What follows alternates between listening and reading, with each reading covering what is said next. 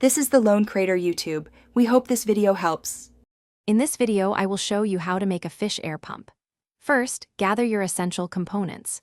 You'll need a small, reliable air pump, an air stone to diffuse bubbles, and about 3 to 5 feet of flexible airline tubing.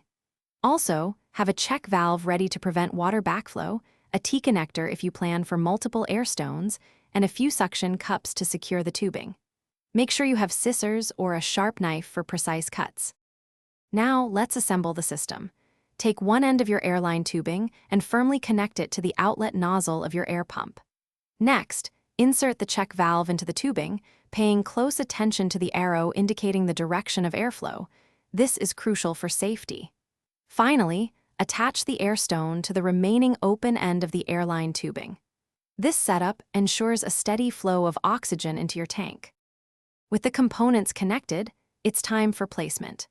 Position your air pump above the water level of your aquarium. This prevents any potential water siphoning back into the pump.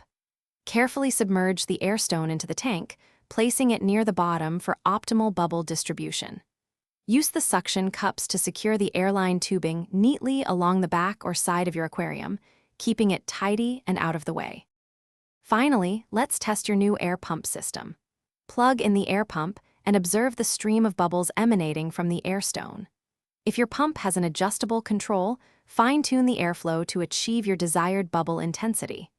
Remember to regularly check and clean your air stone to prevent clogging, which ensures consistent and efficient oxygenation for your fish. Enjoy your thriving aquatic environment. Thanks for watching. Consider subscribing if we helped you.